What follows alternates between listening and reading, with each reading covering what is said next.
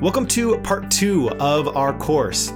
Having looked individually at those 4 pieces of the visual note-taking puzzle, text, layout, imagery, and color, we are now ready to combine those elements and get to the point, applying those skills in learning, problem-solving, and idea-sharing situations.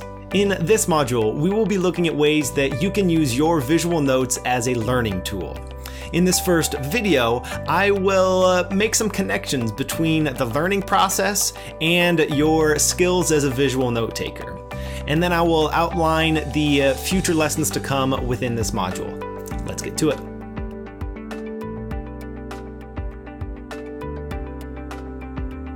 Before we dig specifically into the application of learning, I'd like to quickly share the differences between the 3 applications that we'll be looking at here in part 2. First up, we've got learning, where our primary goal is to expose ourselves to new ideas and incorporate those new ideas into our understanding of the world. Problem solving is more about working with a set of ideas already in front of you. It's about analyzing a situation and then influencing that situation with the goal of creating positive change. Idea sharing is about taking a set of ideas that you understand well and communicating those ideas effectively to a particular audience. In many ways, it's the flip side of learning.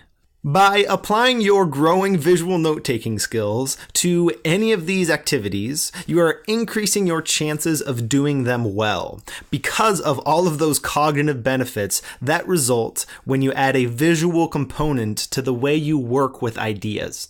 So let's now dig into our first application, learning. I'm going to break down the learning process into 3 steps: capturing ideas, understanding those ideas, and then storing them in a way that makes them retrievable. During the capture stage, you are taking in ideas, typically from an external source like a book or a video or someone speaking. It's important to remember that you're not capturing everything, but rather filtering out those ideas that aren't relevant to your purpose for learning whatever it is you're learning.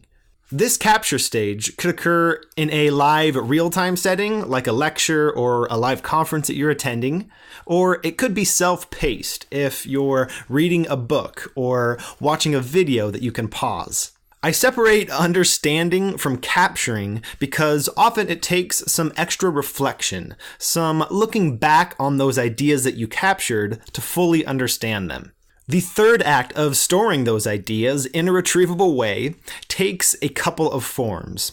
To some degree, after taking the time and mental energy to capture and understand those ideas, they are already stored in your brain. And assuming that you added some visual components in those first 2 steps, they likely will be stored more securely and also be more retrievable than if you hadn't employed those visual techniques that we've been learning. But the incredible complexity of the brain creates a lot of uncertainty around what particular ideas and memories will be accessible at any given time.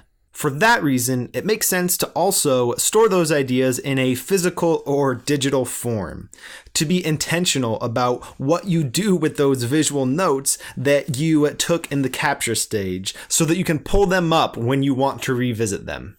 In previous lessons, we've talked about doing some things in the moment and others after the fact. For this learning application, the capture stage is the in-the-moment work, and the understanding and storing is the after-the-fact work.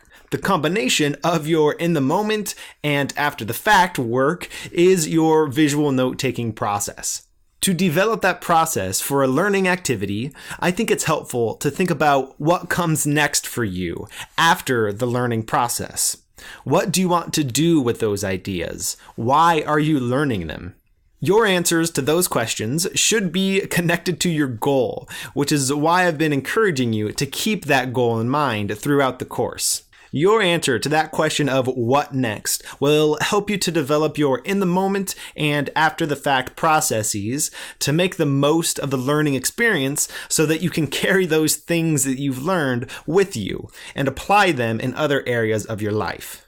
Now that we have this big picture approach to the learning process and how visual notes can aid in that process, we will look next at some specific learning environments and start to talk about the types of visual note-taking processes that are best suited to those environments.